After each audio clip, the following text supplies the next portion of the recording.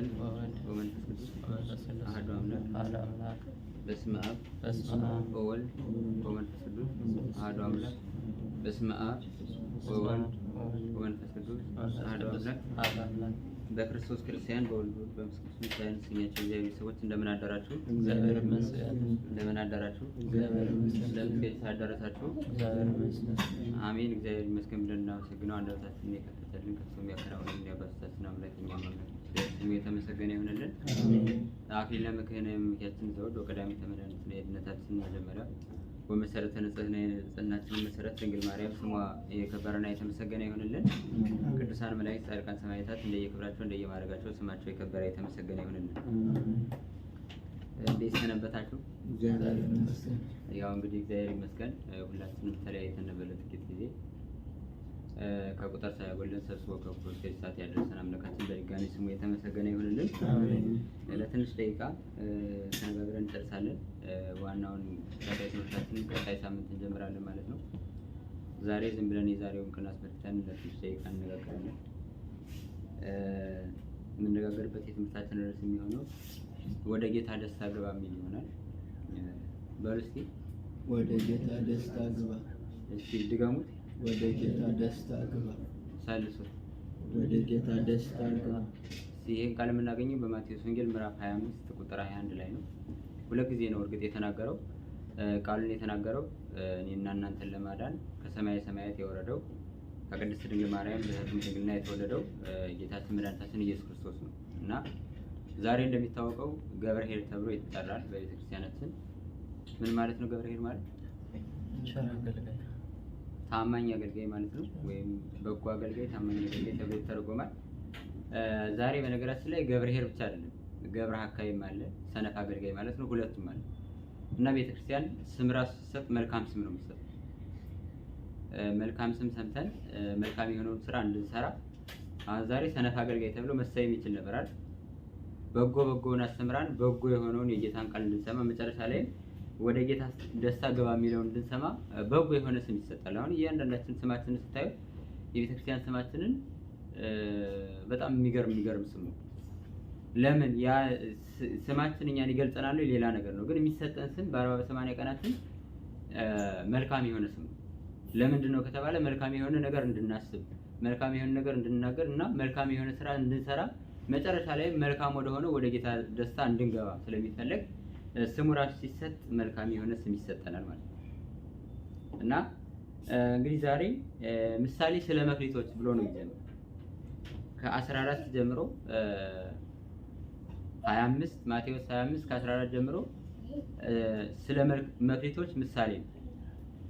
እንግዲህ እንደምታውቁት ጌታችን መድኃኒታችን ኢየሱስ ክርስቶስ ሲያስተምር ለገበሬዎች በእርሻ ለነጋዴዎች ደግሞ በዕንቁ በብር ለእናቶች በእርሾ እየመሰለ ያስተምር ነበርና ይህን ሲያስተምር ስለ መክሊት ምሳሌ አድርጎ በተለይ ስለ ነጋዴ ምን ማድረግ እንዳለበት ምን ያህል ትርፍ ማጠራቀም እንዳለበት በምሳሌ ያስተማረበት ትምህርት እንጂ አሁን ገንዘብ እንዴት እንደምንሰበስብ ቤት እንዴት እንደምንሰራ እንዴት እንደምናደርግ አይደለም እያስተማረ ያለ። ይሄ ምሳሌ ነው። እርግጥ እያንዳንዳችን ያማረ የተደላደለ ኑሮ እንድንኖር እግዚአብሔር ይፈልጋል። እንድንቸገር ተጨንቀን እንድንኖር እንድንለምን የሰው ፊት እየገረፈን ሰው መንገድ ላይ ቁጭ ብለን እንድንለምን አይፈልግም። ምክንያቱም አባት ልጁ እንደዚህ እንዲሰቃይበት ስለማይፈልግ ማለት ነው። ወላጅ እናት አባቶቻችን እንደዚህ እንድንሆን አይፈልጉም። ወላጅ እናት አባቶቻችን እንደዚያ ከሆኑ እግዚአብሔር ደግሞ ለእኛ ምን ያህል እንደሚያስብ ታውቃላችሁና ያን አያስተምርም ማለት አይቻልም። ያም ሆነ ወርቁ የተነገረበት ዋናው ዓላማ ምንድነው? መጨረሻ ላይ ከዚህ ከጌታ ደስታ ውጣ ወይንም ወደ ጌታ ደስታ ገባ ለመባል እና እንግዲህ አንድ ባለጸጋ ነበር ነው የሚል ታሪኩ።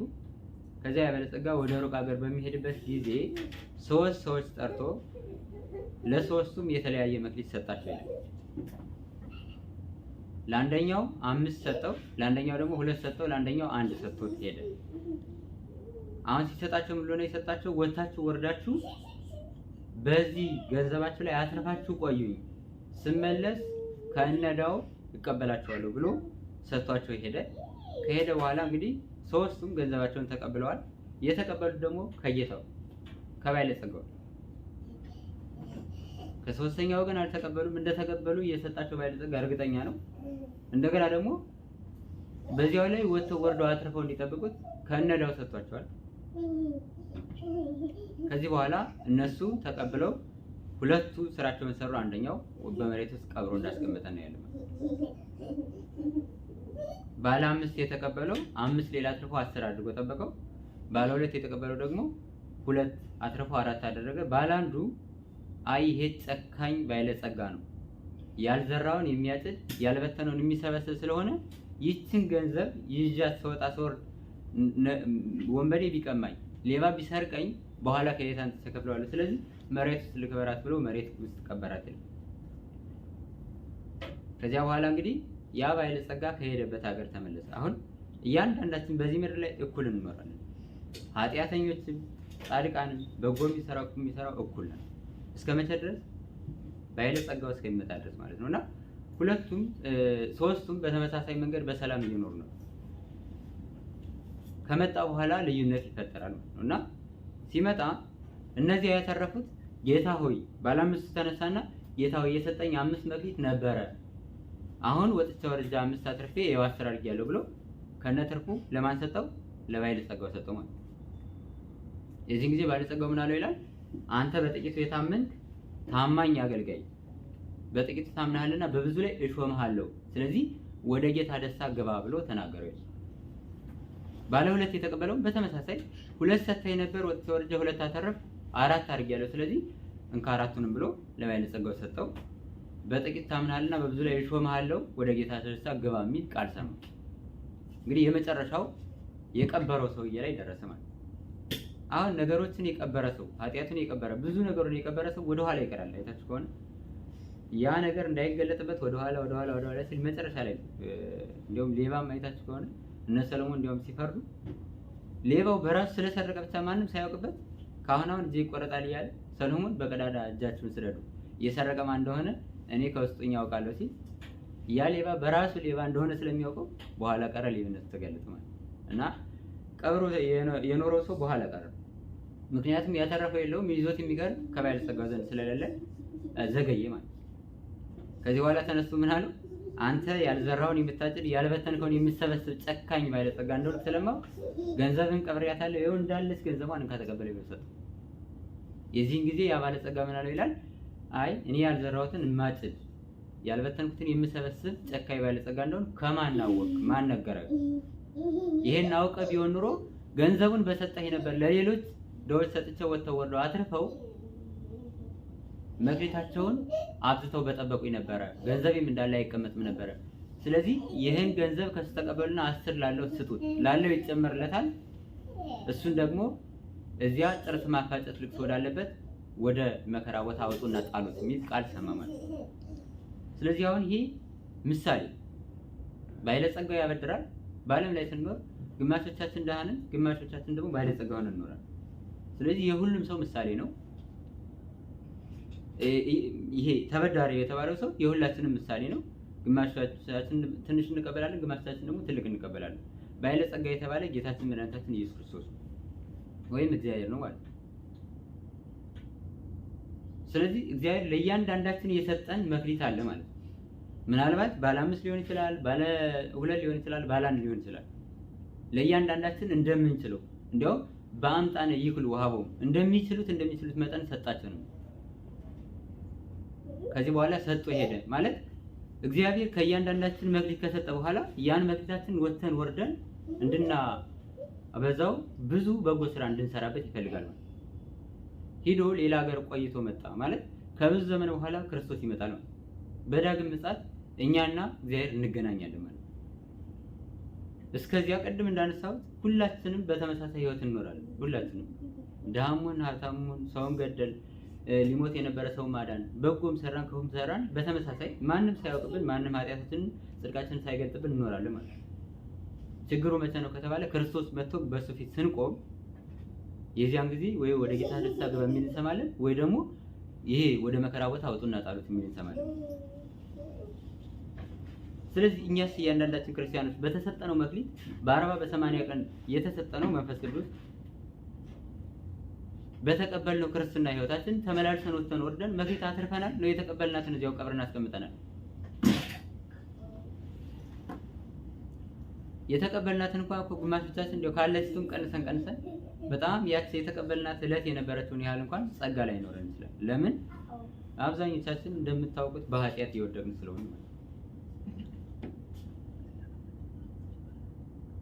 በኃጢአት የሚመላለሰው ደግሞ ኃጢአቱን ቀብሮ ያችን መክሊቱን በምድር ውስጥ ቀብሮ ክርስቶስን እንደጠበቀው ሰው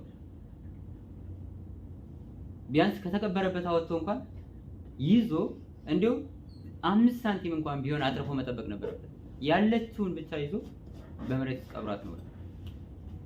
በነገራችን ላይ ቤተክርስቲያናችን ሰነፍ ማለት በጎ ስራ የማይሰራ ወይም እግዚአብሔር የለም ብሎ የሚያምን ሰው ነው። እንደውም በዚህ በመዝሙር 13 ቁጥር 1 ላይ ይብል አብድ በልቡ አልቦ እግዚአብሔር፣ ሰነፍ በልቡ እግዚአብሔር የለም ይላል። ሰነፍ ከሆነ ሰው የሚያስበው የሚመካው በኃይሉ ነው። የሚያስበው በራሱ እውቀት ነው። የሚያስበው በራሱ ስልጣን፣ በራሱ ገንዘብ ነው። እግዚአብሔር ቢወድ ቢፈቅድ ይሄን አደርጋለሁ ብሎ በእግዚአብሔር ላይ እምነቱን አይጥልም ማለት ነው። በራሴ እንቀሳቀሳለሁ፣ እወጣለሁ፣ ወርዳለሁ፣ ሁሉን ነገር እፈጽማለሁ ብሎ ያስባል። እንዲያውም እዚያ ላይ የተተረከ አንድ ታሪክ አለ።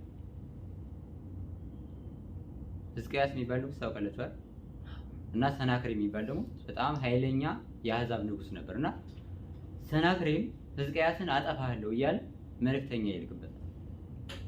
ከኔ ማን ያስጥልሃል? መኑ ያድህነከ፣ ከኔ እጅ የሚያስጥልህ የሚያድን እንደው ማን ነው እያለ ይፎክርበታል። እንግዲህ ሕዝቅያስን በጣም ኃያል ንጉስ ነው። ደግሞ ከሱ በላይ ያ ሰናክሬም የሚባለው ኃይለኛ ነው እና ይመካ የነበረው ያ ሰናክሬም በራሱ ጉልበት እና ባለው ሰራዊት ብዛት ነበር። ሕዝቅያስ የዚህን ጊዜ ሲያስበው ሰናክሬምን ያህል ንጉስ ገጥሞ እንደማያሸንፍ በራሱ ኃይል ማሸነፍ እንደማይችል ሲረዳ ወደ ቤተ መቅደስ ሂዶ አለቀሰ። ወደ ነብዩ ልኮ እኔ በእኔ ኃይል ይሄን ንጉስ መመለስ አልችልምና እግዚአብሔር ቸር አምላክ ነው፣ ከዚህ አሕዛብ እጅ እኔንም ሕዝቤንም እንዲያድነኝ ወደ እግዚአብሔር ተማጸንልኝ ብሎ ለነብዩም ተናገረ። ራሱ ማቅ ነስንሶ ትቢያ ነስንሶ ማቅ ለብሶ ማልቀስ ጀመረ።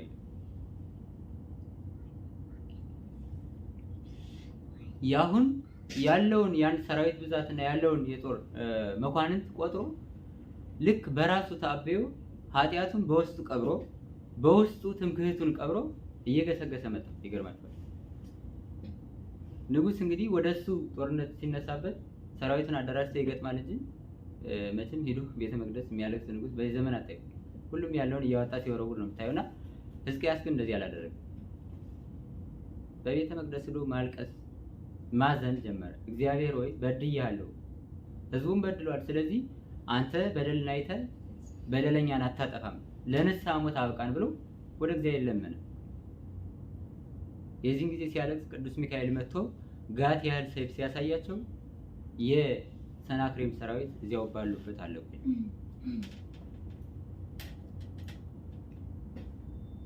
በጣም የሚገርማችሁ ለሕዝቅያስ ስንት ዓመት ነው የተጨመረው?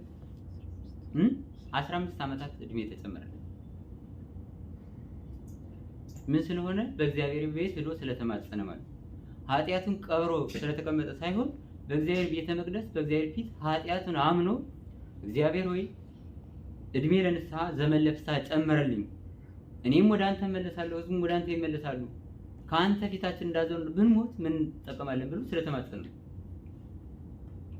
እኛውን እንደምታውቁት በጣም ብዙ ዘመን ተጨምሮልን እየኖርን ከአምና ወደ ዘንድሮ ከዘንድሮ ደግሞ እግዚአብሔር ቢፈቅድ በቸርነቱ ወደ ከርሞ እንሻገራለን። ስንሻገር ግን ያ ዘመን በከንቱ አይደለም የሚሰጠን፣ መክሊት ነው። ከጊዜ ከዘመን በላይ ሌላ መክሊት የለም። ለክርስቲያን በጣም ትልቁ መክሊቱ ጊዜው እድሜው። መቼም ፈያታዊ ዘየማን ታውቃላችሁ ታሪኩ። በ3 ሰዓት ነው ገነትን ሊወርስ የሆነው። እኛ ከ3 ሰዓት 3 10 ዓመታት 4 10 ዓመታት ተሰጥተን መለወጥ አልቻለም። ስለዚህ እግዚአብሔር ጊዜውን ሲሰጠን መክሊታችንን መጀመሪያ 1 ከነበረ 2 ከነበረ 5 እያደረገ እየጨመረልን ማለት። ስለዚህ 1 ከነበረ ቀብረን ካኖር ነው ቢያንስ 2 ላይ ስንሆን 2 ልናተርፍበት ይገባል። 5 ስንሆን 5 አትርፈን 10 ልናደርገው ይገባል። እኛ ግን ቢያንስ 45 30 ዓመት ሁነን ወተን ወርደን ማትረፍ አይደለም እንዲሁ ግማሽ ያህል ማትረፍ አይደለም አንዲት እንኳን የ5 ሳንቲም ዋጋ እንኳን ሳናፈራ ከጠበቅነው ሲመጣ ወደዚያ ልቅሶ ጥርስ ማንፋጨት ወዳለበት ወደ መከራ ቦታ አውጡና ጣሉት ተብሎ ቅዱሳን መላእክት ይታዘዛሉ። እግዚአብሔር ይህን ቃል እንዳንሰማ የእሱ መልካም ፈቃድ ይሁንልን እና ወደ ጌታ ደስታ ግባ ወይም ከዚህ ውጣና ወደዚያ ወደ መከራ ቦታ ሂድ የሚል ቃል ነው የምሰማው። ይሄ መጨረሻው አንድምታው ምንድነው? ይሄ ሁለቱ ቃል በቀኝ መቆም ወይም በግራ መቆም መጨረሻ ላይ ቃሉን መስማት።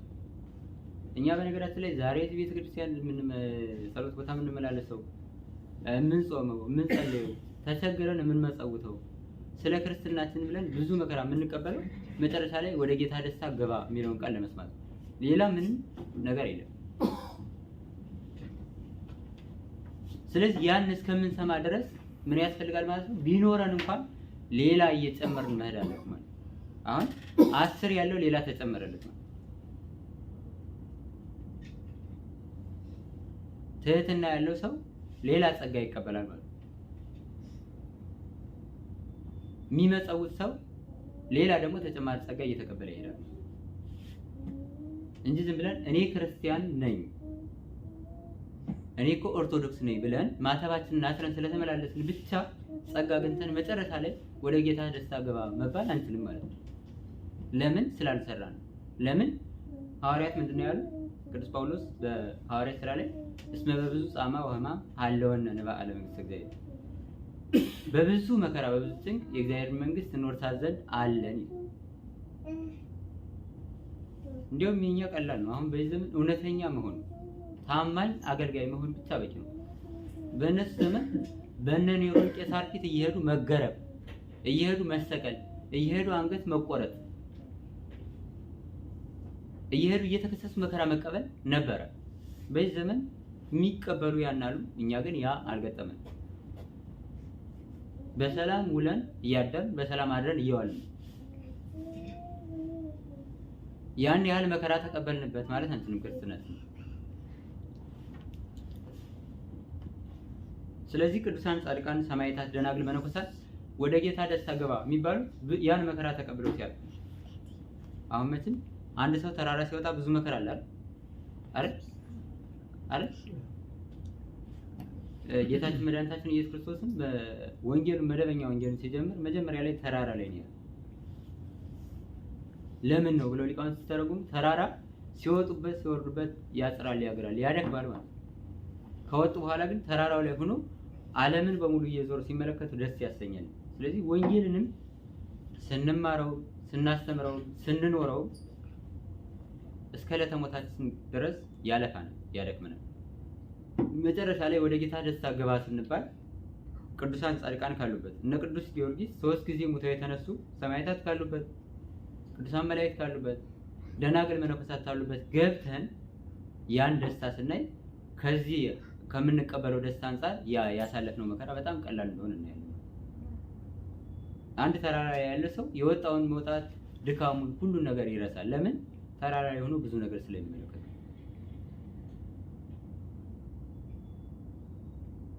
ስለዚህ ክርስቲያን ሁልጊዜም ቢሆን ከአንዷ መክሊቱ ላይ ሌላ ተጨማሪ አንድ መክሊት ለማትረፍ የሚወጣ የሚወርድ የሚመላለስ ነጋዴ ነው።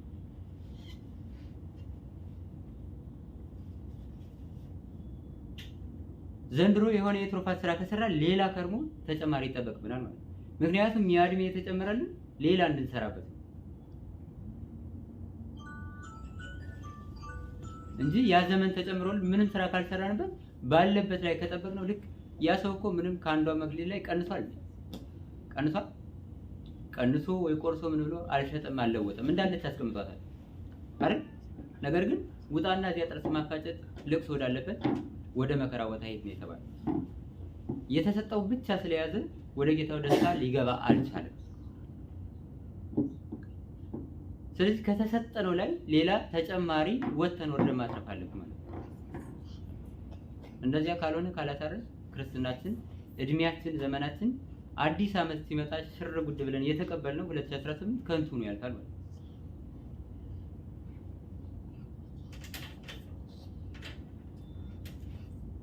በነገራችን ላይ በዚህ ዘመን ታማኝ አገልጋይ መሆን አለ። ታማኝ እንኳን ሰው መሆን በጣም ከባድ ነው።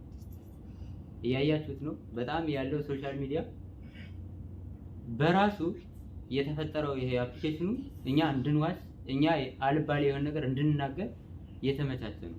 እንድንዋሽ በቃ አልባሌ የሆነ ስራ እንድንሰራ ተመቻችቶ የተቀመጠ። አንድ ሰው ቁጭ ብሎ ብቻውን ይዋሻል።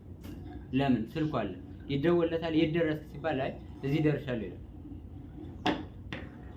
ካልደረሰበት ካልሆነበት ቦታ ሆኖ እንደደረሰ አድርጎ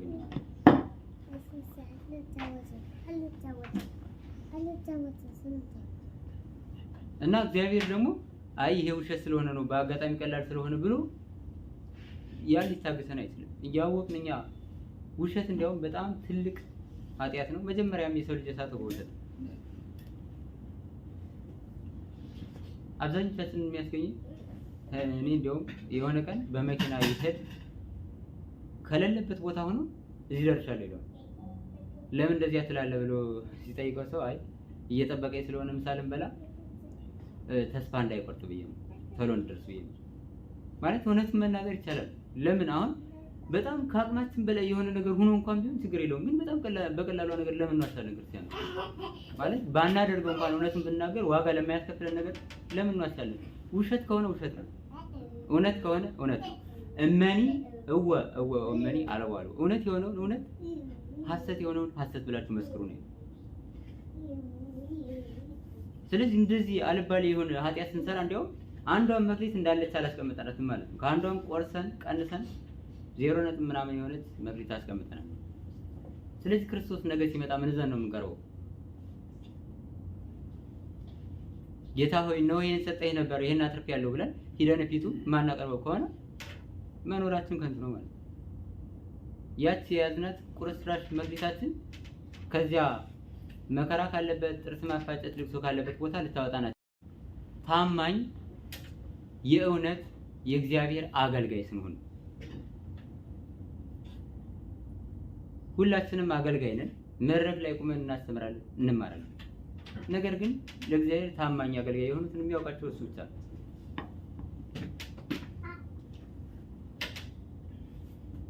እንዲያውም ሊቃውንት ሲተረጉሙ እግዚአብሔር ይህን ያህል ተከታይ ያለው ከነዚህ በጣም ጥቂት ሰው ወደ ጌታ ደስታ ቢገቡ ወይም ገነት መንግስተ ሰማያትን ቢወርሱ አይጎዳም ብለው ጥያቄ ያቀርባል። ለምን አባት ነው በጣም ይህን ያህል ሰው አሁን እኛ ብዙ ነናል። ከኛ መካከል አንድ ሰው ሁለት ሰው ገነት መንግስተ ሰማያትን ሊወርስ ይችላል። ግን አይበልብን። እግዚአብሔር በቸርነቱ ሁላችንን መንግስተ ሰማያት ያበቃን ያድርገን እና እንደዚያ ቢሆን እግዚአብሔር አይጎዳም፣ ይሄ የህዝብ መጥፋት አያሳስበውም ምን ብለው ይጠይቁና አይጎዳም አያሳስበውም። ለምን ከተባለ ጥቂት እንቁ ያለው ሰው ብዙ ወርቅ ባለው ሰው አይቀናም። ጥቂት ወርቅ ያለው ሰው ብዙ ብር ባለው ሰው አይቀናም። ጥቂት ብር ያለው ብዙ ገል ባለው ድንጋይ ባለው ሰው አይቀናም። ስለዚህ አንድ ታማኝ አገልጋይ፣ አንድ ለእግዚአብሔር ትክክለኛ ሐዋርያ የሆነ ሰው ብዙ ሆኖ ከሚጠፉት በላይ ነው። ለእግዚአብሔር ያ ከእንቁ ከወርቅ በላይ ስለሆነ ማለት ነው። ስለዚህ እኛ ውድ ሆነን ተፈጥረን ሳለን ሰብሰ እንዘ ክቡር ውእቱ ኢያእመረ፣ የሰው ልጅ በጣም ክቡር ሆኖ ተፈጥሮ ሳለ አላወቀም። የሚሰራው እንስሳዊ የሆነ ስራ ነው ማለት። መላካዊ የሆነ ስራውን ትቶ እንስሳዊ የሆነ ስራ ብቻ ይሰራል። አሁን ሁሉ ጊዜ የምንጸልየው ጸሎት አቡነ ዘበሰማያት ነው አይደል? መቼም ክርስቲያን ሆኖ እንደ ውዳሴ ማርያም ባይደግም እንኳን የሆነ ነገር ሲመጣበት ሌላው ቢቀር አቡነ ዘበሰማያት የማይደግም አይኖርም። ይሄን ሲደግም ምንም ይላል? ሲሳየነ ዘለለ ዕለትነ ሀበነ ብለን ጸልያናል። የዕለት እንጀራችንን ስጠን ማለት ነው። ምን አልኳችሁ? የዕለት እንጀራችንን ስጠን ማለት ነው። የዕለት እንጀራ የሚለውን ሲተረጎም የዕለት ጉርስ የዓመት ልብስ ስጠን ይልና ይሄ የተባለ ለፍጹማን ለመነኮሳት ነው፣ ለገዳማውያን ለባህታውያን ነው ካለ በኋላ ለሰባ ዓለም ወይም ዓለም ላይ ለሚኖር ሰው በተለይ ገጠር ላይ ላለ ሰው የዘር የዓመት ቀለብ የዓመት ልብስ ያስፈልጋል ብሎ ይተረጎም። ደግሞ የኛ ሲሆን ምን እንደሚሆን አስበው።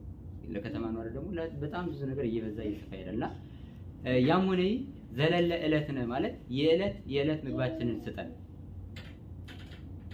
በጥሬው ይሄ ነው። ዋናው ትርጉሙ ግን ዕለት ዕለት ቃለ እግዚአብሔር እንድንሰማ የበቃን የተዘጋጀን አይደለም። የሰው ልጅ እንስሳዊ ባህሪ ያለው መለካዊ ባህሪ ያለው። እንስሳዊ ባህሪ ምን ያሁን መበላ መጠጣው ምን ለመሆን ነው? ላለመሞት ነው አይደል? በህይወት ለመኖር። የነፍሱ ባህሪ ደግሞ መለካዊ ባህሪው እንዲቀጥል ዕለት ዕለት ቃለ እግዚአብሔር መስማት አለ። እኛ አሁን ዕለት ዕለት ቃለ እግዚአብሔር እንሰማለን እንዴ ክርስቲያን? አሁን እኔ ካልበላው ካልጠጣው ሞታለሁ አይደል?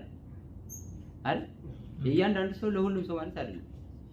የተመረጡ ቅዱሳን አባቶቻችን አሉ እና አቡነ ገብረ መንፈስ ቅዱስ የእናታቸውን ጡት እንኳን ሳይጠቡ ሳይቀምሱ የኖሩ አባቶች አሉ። እኛ በዓለም ላይ ያሉን ደካሞች ግን ኃጢአተኞች ካልበላን እንሞታለን።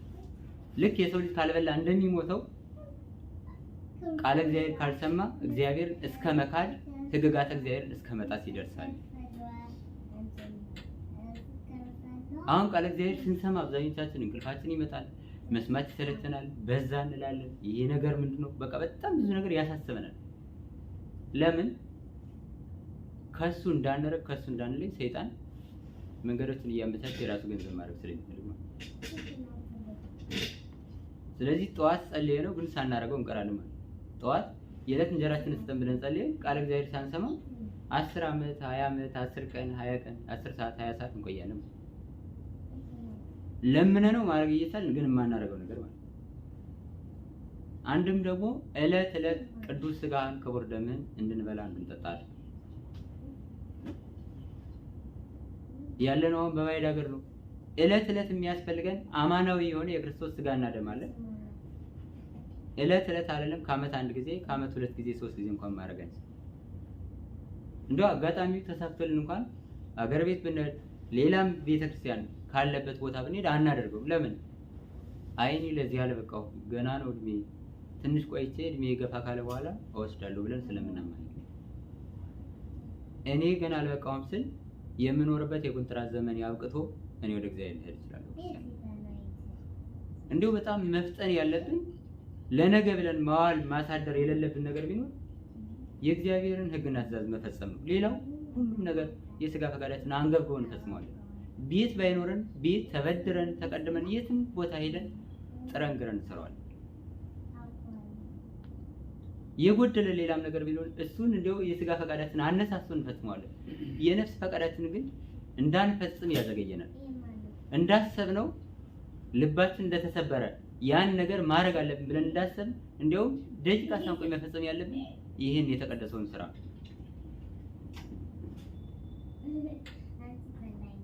ከዋለ ካደረ ያው ሌላ ነገር ስለምንረሳው እኛ በራሳችን ሳይሆን ሰይጣን በራሱ እንድንረሳው ያደርጋል። ስለዚህ ሁልጊዜም ቢሆን ማዋል ማሳደር የሌለብን ስራ ብለን ከምናስቀምጠው ከእቅዳችን መካከል መንፈሳዊ የሆነ ስራ መፈጸም። በቃ አንድ ሰው ከዓመት ይሄን ያህል ገንዘብ ምጽዋት መስጠት አለብኝ ብሎ ካሰበ ያን ነገር ዛሬውን ሁለቱን መጀመር አለበት ማለት። ዘንድሮ ስጋው ደግሞ መቀበል አለብኝ ካለ በመነጋው ወይ ይዛው ዕለት ስጋውን ደግሞ መቀበል አለበት። ካደረ ከዋለ ያ ነገር ይደርሳል ይታወል።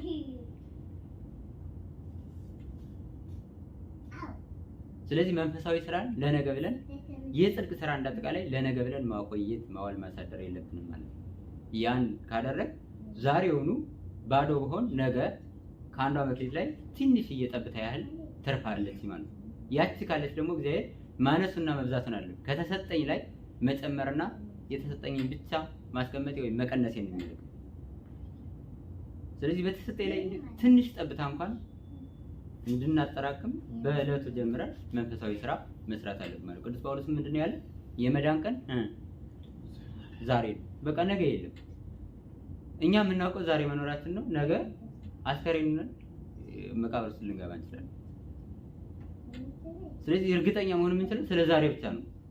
እርግጠኛ በሆነበት ጊዜ ደግሞ እርግጠኛ የሆነውን የማያልፈውን መንግስት የእግዚአብሔር መንግስት ለመውረስ እርግጠኛ የሆነ ስራ መስራት አለብን ማለት ነው። ይሄው በጣም ብዙ ሰው እያያችሁ ነው። ዓለም በሙሉ አይነካንም ብለው ወደ ግራውንድ ቤት ሰርተው የተቀመጡ ሰዎች ምን ሆነው እንደሞቱ አይታችኋል። እኔ ምን አይነት ግብዝነት እንደገጠመን አለው። መቼ ልባችን ተሰብሮ መቼ አስበን ሞት እየቀረበ ነው። እንደዚህ አይነት ሰው ከሞተ እኔማ ምን አለ ባዶ ነኝ፣ የምደበቅበት ጓዳ የለኝም ብለን እንድናስብ ያደርጋል።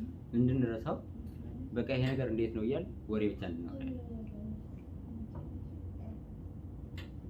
እንደ አባቶቻችን እኮ ቅዱሳን ሊካሰሱ ሄደው ሰው ሲሞት ሲመለከቱ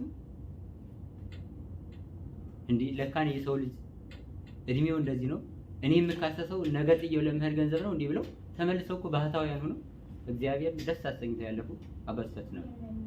ስለዚህ ሰው ሲሞት እኛ እንድንማርበት፣ ሲወለድም እንድንማርበት፣ ሲታመም እንድንማርበት፣ ከህመሙ ሲፈወስም እንድንማርበት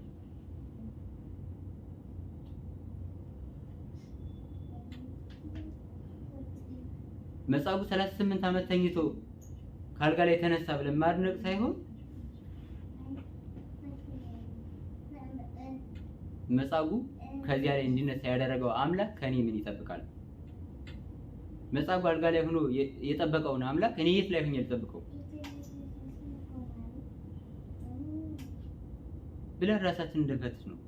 ራሳችንን ተምረንበት የራሳችንን መንገድ እንድናዘጋጅ ወደፊት እንድንገሰግስ።